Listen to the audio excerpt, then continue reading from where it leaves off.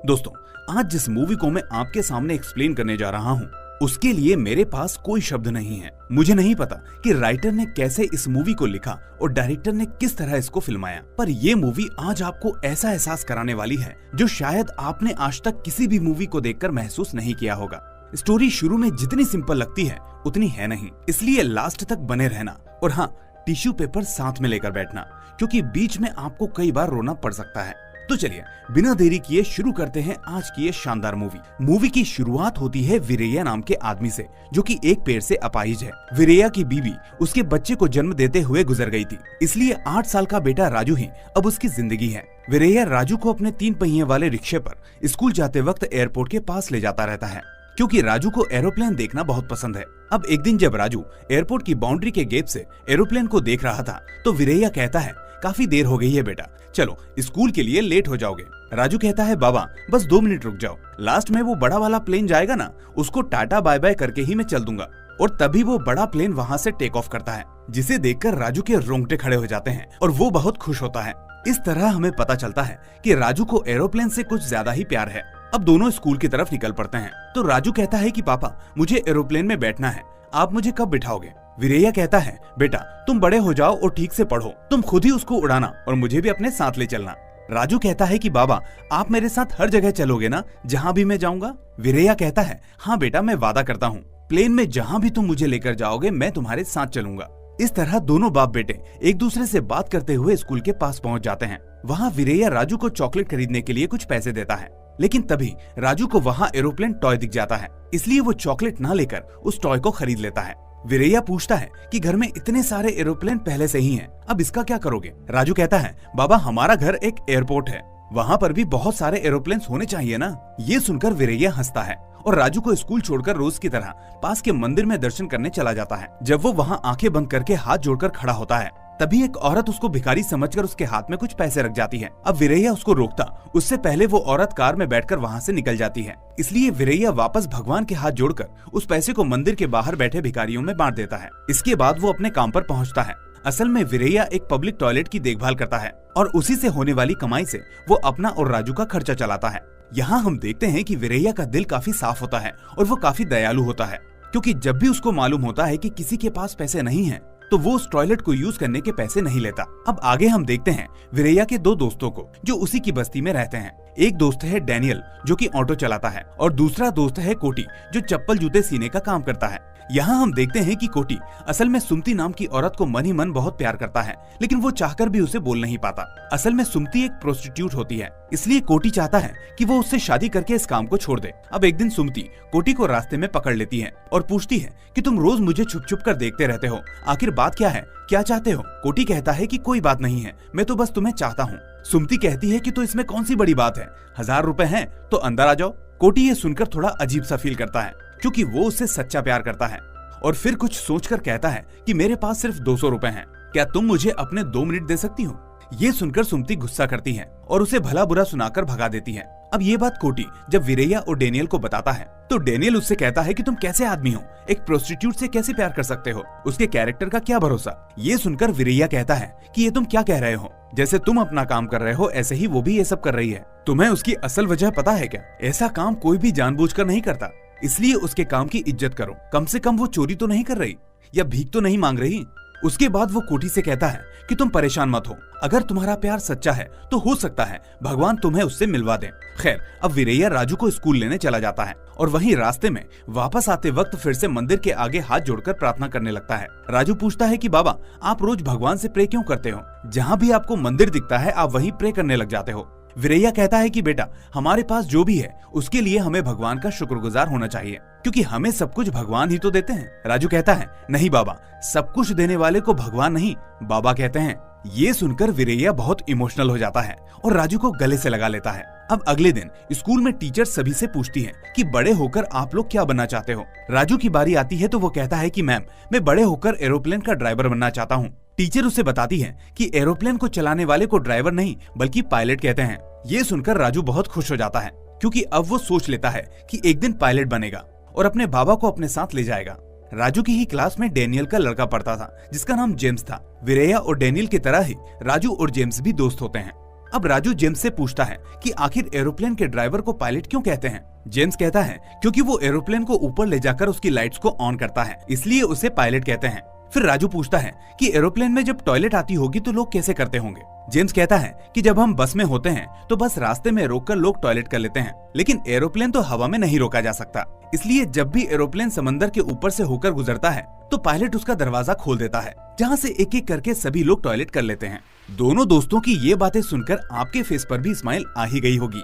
खैर, अब जेम्स राजू से कहता है कि चलो आज एयरपोर्ट चलते हैं, तुम्हें पास से एरोप्लेन दिखाता हूँ।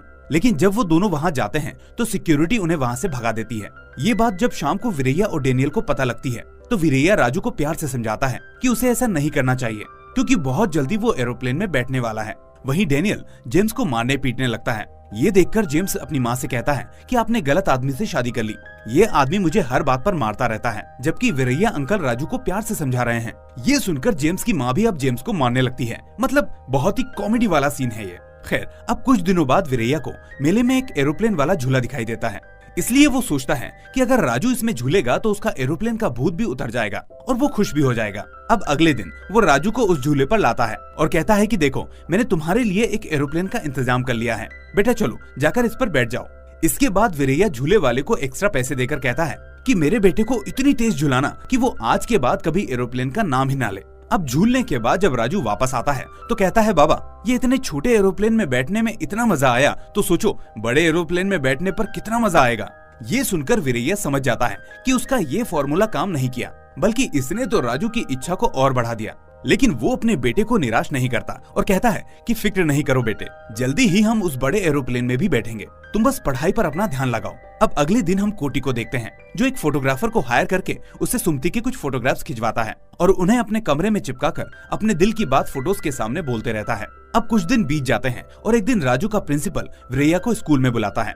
वीरैया घबराते हुए स्कूल पहुंचता है, जहां प्रिंसिपल उसे एक खुशखबरी सुनाते हैं। वो कहते हैं कि राजू ने सैनिक स्कूल का एंट्रेंस एग्जाम पास कर लिया है और ये स्कूल उसे 100% स्कॉलरशिप भी देने जा रहा है, ताकि उसकी पढ़ाई में कोई भी दिक्कत ना आए। ये सुनकर वीरैया की खुशी का तो ठिकाना ही नहीं रहता। वो फौरन अपने रिक्शे को चलाते हुए मिठाई लेने चला जाता है। वापस स्कूल में आकर वो मिठाई बांटने के लिए आगे बढ़ता है और राजू भी अपने बाबा को देखकर उनकी तरफ दौड़ने लगता है। लेकिन तभी राजू को चक्कर आता है और वो बेहोश होकर गिर जाता है। ये देखकर फौरन उसे हॉस्पिटल ले जाया जाता है, जहाँ से उसे रात को छुट्टी मिल जाती है। छुट्टी मिलने पर वीरैया राजू को लेकर वापस घर पहुँचता है, जहाँ उसे डेनियल दिखता है। डेनियल कहता है कि जेम्स ने मुझे बताया कि राजू स्कूल में बेहोश हो गया और फिर उसे हॉस्पिटल ले गए। हॉस्पिटल का एड्रेस मुझे नहीं पता था, इसलिए मैं वहाँ नहीं आ पाया। अब राजू कैसा है? वीरैया कहता है कि कोई बात नहीं है, उसे सिर्फ कुछ कमजोरी है, डॉक्टर ने दवाइयाँ दी हैं, वो बहुत जल्दी ठीक हो जाएगा। लेकिन रात को जब वीरैया को नींद नहीं आती तो कहानी फ्लैशबैक में जाती है। दरअसल जब राजू को भर्ती किया गया था तो डॉक्टर ने वीरैया को बताया कि राजू को ब्लड कैंसर है, वो भी 3rd स्टेज वाला। उसका कैंसर रेयर टाइप में आता है, यानी अब उसके लिए कुछ नहीं किया जा सकता, इसलिए उसके पास अब 1 महीना या उससे भी कम वक्त है। यही बात अब वीरैया को सोने नहीं दे रही थी। वो बेचारा तो समझ नहीं पा रहा था कि आखिर में ये सब क्या हो रहा है और वो क्या करे। खैर, वो पूरी रात बिना सोए सिर्फ रोते हुए निकाल देता है। अब अगले दिन राजू जब जागता है तो उसके स्कूल का टाइम होने वाला होता है। वो कहता है, बाबा आज मैं लेट हो जाऊंगा, चलिए जल्दी आप भी तैयार हो जाइए। वीरैया कहता है कि नहीं बेटा, तुम कुछ दिनों तक स्कूल नहीं जाओगे, जाओ बाहर जाकर खेल आओ। ये कहकर वो भगवान की तस्वीर को भी दीवार की तरफ कर देता है, जिससे हम उसके मन की स्थिति को समझ सकते हैं। आखिर जिस भगवान को उसने इतना माना था, वही आज उसके बेटे को छीनना चाहता है। एक बेबस बाप करे तो क्या करे। अब दिन में वीरैया राजू की दवाइयाँ लेने जाता है तो उसे पता चलता है कि पूरी दवाइयाँ 4000 रुपए की हैं, जबकि उसके पास 2000 रुपए ही हैं। वो मेडिकल स्टोर वाली लड़की से कहता है कि मेरे पास सिर्फ 2000 रुपए ही हैं, तो वो लड़की उसे 15 दिनों की दवाइयाँ दे देती है। अब बेचारा वीरैया मजबूर होते हुए भी वो दवाइयाँ लेकर वहाँ से अपने पब्लिक टॉयलेट वाले काम पर चला जाता है। वहाँ वो देखता है कि म्युनिसिपालिटी वाले उसके पब्लिक टॉयलेट को तोड़ने की तैयारी कर रहे हैं। अब काफी लोग उनको समझाते हैं कि साहब ऐसा मत कीजिए, वीरैया बहुत ही अच्छा आदमी है, उसका घर इसी काम से चलता है। लेकिन इंजीनियर कहता है कि रोड को चौड़ा करने का ऊपर से ऑर्डर है और उसके लिए इस टॉयलेट को तोड़ना ही होगा। इस तरह वीरैया की आंखों के सामने उसे तोड़ दिया जाता है। अब बिना कुछ कहे वीरैया वहाँ से अपने घर के लिए निकल आता है। घर पर उसे राजू नहीं दिखता तो वो उसे यहाँ वहाँ देखने लगता है। वो पास वाले बच्चों से पूछता है, अपने पड़ोसियों से पूछता है, लेकिन किसी को नहीं पता होता कि राजू कहाँ है। तभी उसे कुछ ख्याल आता है और वो उसी एयरपोर्ट की बाउंड्री पर पहुंच जाता है, जहाँ से राजू हमेशा एरोप्लेन को जाते हुए टाटा बाय बाय करता था। लेकिन वहाँ भी वीरैया को राजू नहीं दिखता। अब वो वहाँ से जाने वाला होता है कि तभी वो देखता है राजू असल में वही किनारे पर बेहोश पड़ा है। ये देखकर बेचारा वीरैया जैसे तैसे उसके पास पहुंचकर उसे उठाने की कोशिश करता है, लेकिन राजू होश में नहीं आता। लेकिन तभी अचानक ऊपर से एक एरोप्लेन टेक ऑफ करके जाने लगता है और उसकी आवाज सुनकर राजू होश में आ जाता है। राजू सब कुछ भूलकर उस एरोप्लेन की तरफ देखकर टाटा बाय बाय करने लगता है और ये देखकर अब वीरैया समझ जाता है कि उसका बेटा एरोप्लेन के लिए सच में कितना दीवाना है। जो वीरैया हमेशा से अपने बेटे को मजाक में हवाई जहाज में बैठाने की बात करता था, वो अब ठान लेता है कि चाहे कुछ भी हो वो अपने बेटे की इस आखिरी इच्छा को जरूर पूरा करेगा। इसलिए अगले ही दिन वो एक टिकट एजेंट के पास जाकर सबसे पास वाले शहर में जाने की फ्लाइट की टिकट का प्राइस पूछता है। एजेंट उसे बताती है कि उसके लिए 10,000 रुपए की टिकट्स आएंगी। अब ये सुनकर वीरैया के तो होश ही उड़ जाते हैं, मानो जैसे उसके पैरों के नीचे से जमीन ही खिसक गई हो। खैर, अब सोचते सोचते वीरैया घर आ जाता है। वहाँ उसे कोटी और डेनियल मिलते हैं तो वो उनसे कहने लगता है कि मुझे असल में 10,000 रुपए की अर्जेंट जरूरत है। मुझे पता है कि तुम लोगों के पास भी नहीं होंगे, लेकिन मदद करो दोस्तों, मुझे बहुत जरूरी काम है। डेनियल कहता है कि आखिर हमारे पास इतने पैसे कहाँ से आएंगे दोस्त, लेकिन हाँ, तुमने हैंडीकैप की पेंशन के लिए अप्लाई किया है या नहीं, वहाँ से कुछ पैसे आ सकते हैं। वीरैया कहता है कि मेरा एक पैर तो सही है, इसलिए मैंने कभी अप्लाई नहीं किया। जिन लोगों के पास दोनों पैर नहीं है वो इस पेंशन के हकदार हैं। डेनियल समझाता है कि तुमको अगर पैसे चाहिए तो अप्लाई करना पड़ेगा, वरना कोई और रास्ता नहीं है। मजबूरन अब वीरैया दोनों के साथ शिविर में पहुंच जाता है, जहां ऑफिसर उसको वेरीफाई करके कह देता है कि अगले महीने से तुम्हारी पेंशन आना शुरू हो जाएगी। भोला भाला वीरैया ऑफिसर से पूछता है कि सर, क्या मुझे 3 साल की पेंशन एक साथ मिल सकती है? मुझे बहुत ही जरूरी काम है। अब इस पर वो ऑफिसर चिढ़ जाता है और उसे भला बुरा कहता है। आखिर में बेइज्जत होकर शर्म के मारे अब तीनों दोस्त वापस घर आ जाते हैं, लेकिन वीरैया हार नहीं मानता और रात को सोचते सोचते उसे एक ख्याल आता है। अगले दिन वो अपने पास की ही एक लकड़ी की फैक्ट्री में काम मांगने जाता है। ठेकेदार उसे देखकर हंसता है और कहता है कि तुम्हें तो भीख मांगना चाहिए, तुम आखिर क्या काम कर पाओगे? वीरैया कहता है कि साहब, मेरा एक पैर काम नहीं करता, लेकिन मेरे हाथों में काफी ताकत है, मैं घंटों तक बिना रुके हाथों से कोई भी काम कर लूंगा। ये बात उस फैक्ट्री का सुपरवाइजर सुन लेता है और वो उसके कॉन्फिडेंस को देखकर उसे बैठे बैठे लकड़ी की कटाई का काम दे देता है, जिसे वीरैया अच्छे से पूरा करता है। अब कुछ दिन ऐसे ही बीत जाते हैं और वीरैया डेली अपनी मजदूरी को इकट्ठा करके एक वक्त का खाना खाता है, ताकि अपने बेटे को एरोप्लेन में बिठाने के लिए टिकट के पैसे जल्दी से इकट्ठे कर सके। अब एक रात जब वीरैया खाना खाने के लिए बैठता है तो हम एक बहुत ही इमोशनल सीन देखते हैं। दरअसल जब जब वीरैया अपने खाने के निवाले को मुंह के पास लाता, तब तब अंदर कमरे में उसे राजू की खांसी की आवाज सुनाई देने लगती है। ये चीज बार बार होती है तो वीरैया आज दूसरे वक्त का खाना भी बिना खाए ही लेट जाता है और रोते रोते सोचने लगता है कि आखिर वो ऐसा क्या करे जिससे उसके पास 10,000 रुपए आ जाएं। इस तरह उस रात वो अपना पेट अपने आंसुओं से ही भर लेता है। अब अगले दिन सुबह वो अपने मालिक के पास जाता है और उनसे कहता है कि साहब, मुझे 10,000 रुपए चाहिए, क्योंकि मुझे जरूरी काम है। आप मुझे पूरी मजदूरी ना देकर उनमें से उन पैसों को काटते रहना। ये सुनकर मालिक उससे पूछता है कि आखिर क्या जरूरी काम है, तो वीरैया उसे बताता है कि मुझे अपने बेटे को हवाई जहाज में बिठाना है। अब इससे आगे वीरैया कुछ कह पाता उससे पहले ही मालिक उसे डांट कर वहाँ से भगा देता है और कहता है कि अगर तुमने दोबारा मुझसे पैसों की बात की तो मैं तुम्हें काम से निकाल दूंगा। निराश होकर वीरैया अब अपने काम पर वापस आ जाता है और लकड़ियाँ काटने लगता है। दूसरे दिन जब वीरैया अपना काम कर रहा होता है तो मालिक आकर उसे तेज लात मारता है। वो कहता है कि कल तुमने 10,000 रुपए मांगे और आज सीधे 50,000 रुपए की चोरी कर ली। ये सुनकर वीरैया गिड़गिड़ाने लगता है कि साहब, मैंने कोई चोरी नहीं की। लेकिन मालिक उसकी एक नहीं सुनता और उसे पुलिस के पास ले जाता है। ये पुलिस वाला अच्छा आदमी नहीं होता। वो मालिक से कहता है कि आप मुझे 10,000 रुपए दो, मैं कल तक इससे सारा रुपए निकलवा लूंगा। ये सुनकर मालिक फौरन 10,000 रुपए उस पुलिस वाले को दे देता है। अब पूरी रात वो पुलिस वाला वीरैया को खूब मारता पीटता है ताकि वो इस चोरी की बात को कबूल कर ले, जबकि वीरैया लगातार रोते रोते ये बोलता रहता है कि साहब, मैंने कोई चोरी नहीं की, कोई चोरी नहीं की, मेरा बेटा घर पर अकेला है साहब, उसकी तबीयत ठीक नहीं है, मुझे जाने दो। लेकिन वो पुलिस वाला उसकी एक नहीं सुनता और उसको बेहोश होने तक मारता ही रहता है। उधर राजू अपने बाबा का इंतजार कर रहा होता है और देखते देखते रात हो जाती है। रात होने पर डेनियल की बीबी उसे देख लेती है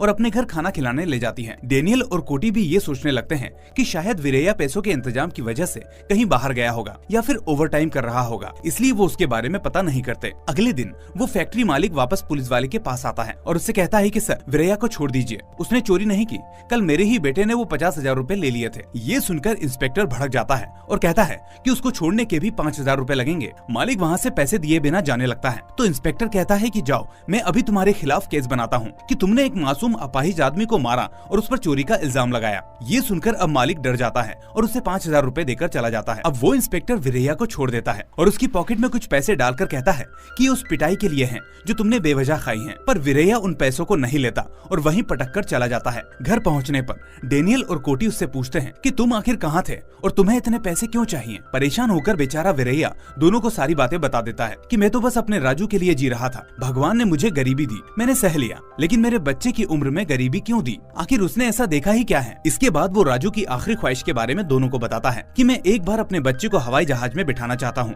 ताकि उसकी इच्छा को पूरा कर सकूं। उस मासूम को तो अभी कुछ पता ही नहीं है। अब तीनों इस बात पर इमोशनल हो जाते हैं और रोने लगते हैं। तभी वहाँ राजू आ जाता है और वीरैया को अपने हाथ पर लगा खून दिखाकर कहता है कि बाबा, मेरे मुंह से खून आ रहा है और मुझे चक्कर भी आ रहे हैं। ये कहते कहते राजू बेहोश हो जाता है। हॉस्पिटल में डॉक्टर वीरैया को बताती है कि तुम्हारा बेटा बहुत ही बहादुर है जो अपने आखिरी वक्त में भी इतना संघर्ष कर रहा है। तुमको ज्यादा से ज्यादा टाइम उसके साथ रहना चाहिए क्योंकि अब किसी भी वक्त कुछ भी हो सकता है। वीरैया को समझ नहीं आता कि वो अपने बेटे की इस बहादुरी को आखिर क्या कहे। बेचारे वीरैया को इतना परेशान देखकर डेनियल उसे फौरन अपनी जान पहचान वाले आदमी के पास ले जाता है जो बच्चों के लिए कॉमेडी शो ऑर्गेनाइज करता था। वो उससे कहता है कि ये मेरा दोस्त है, इसे अपने ऑफिस में टॉयलेट साफ करने के लिए काम पर रख लो, इसे इसका एक्सपीरियंस भी है, पहले ये एक पब्लिक टॉयलेट चला चुका है। दरअसल डेनियल इस तरह वीरैया को काम दिलवाना चाहता था और फिर कुछ दिनों बाद उसे एडवांस दिलवा देता ताकि वो राजू को फ्लाइट में सफर करवा सके। लेकिन वो आदमी उससे कहता है, मैं पहले से ही परेशान हूँ, आज के शो में जोकर को आना था लेकिन अब उसका फोन आया कि मैं नहीं आ सकता, अब मैं क्या करूँ,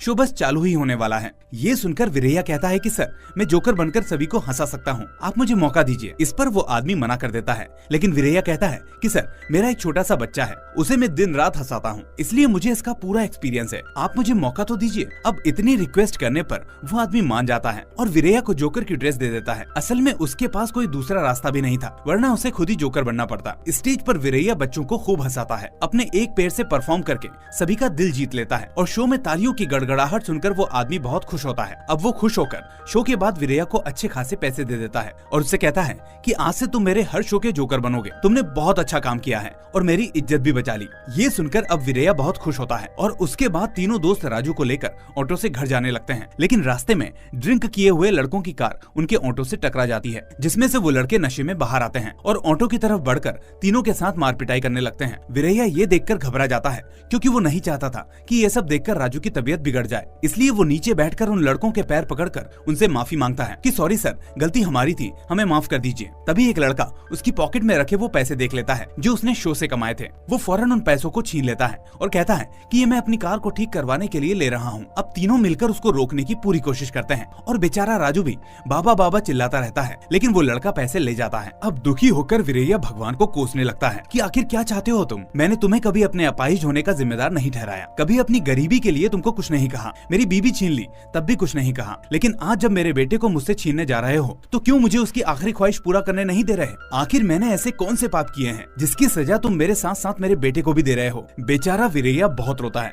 दोस्तों, ये सीन इतना भावुक है कि इसको शब्दों में बयान नहीं किया जा सकता। अब अगले दिन जब वीरैया घर पर होता है तो उसे पता चलता है कि एक सर्वे ऑफिसर उस जगह का सर्वे कर रहा है। पूछने पर डेनियल उसे बताता है कि सरकार हमारे लिए यहाँ पर घर बनवा रही है, अब हमें इन कच्चे मकानों में नहीं रहना पड़ेगा। तभी वीरैया को एक ख्याल आता है। वो डेनियल से कहता है कि इसका मतलब अगर आज मैं अपने घर को बेचूं तो कोई ना कोई तो खरीद ही लेगा, क्योंकि बाद में उसको सरकार नया घर दे देगी। ये बात उसका एक पड़ोसी सुन रहा होता है। वो कहता है, क्यों नहीं, तुम अपना घर मुझे बेच दो, पूरे 10,000 रुपए दूंगा, लेकिन पैसे लेने के बाद मुकर मत जाना। 10,000 रुपए सुनकर वीरैया के अंदर जैसे ऊर्जा दौड़ जाती है। वो कहता है कि मैं अपने बच्चे की कसम खाता हूँ कि अपनी जुबान से नहीं मुकरूंगा अगर तुम मुझे 10,000 रुपए दोगे। डेनियल वीरैया से एक बार फिर सोचने को कहता है तो वो जवाब देता है कि ये घर मेरे बेटे के लिए था, मेरे लिए नहीं। मैं तो फुटपाथ पर भी सो जाऊंगा, इसलिए मुझे ये घर नहीं चाहिए।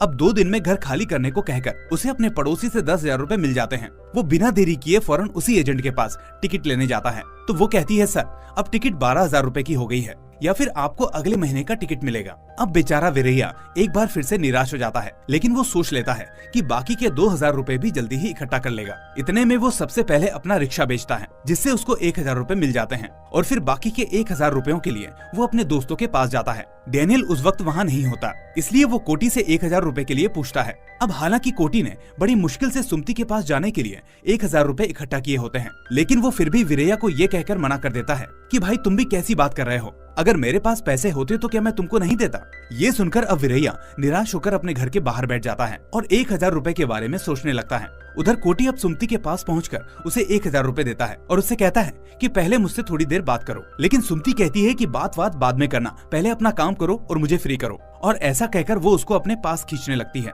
लेकिन तभी कोटी को एक एरोप्लेन की आवाज सुनाई देती है, जिसको सुनकर उसे राजू की याद आ जाती है। राजू का चेहरा सामने आते ही वो सुमति से दूर हो जाता है और उससे अपने पैसे मांगने लगता है। सुमति कहती है कि अब ये पैसा तुमको नहीं मिलेगा, अगर तुम्हें जाना है तो चले जाओ।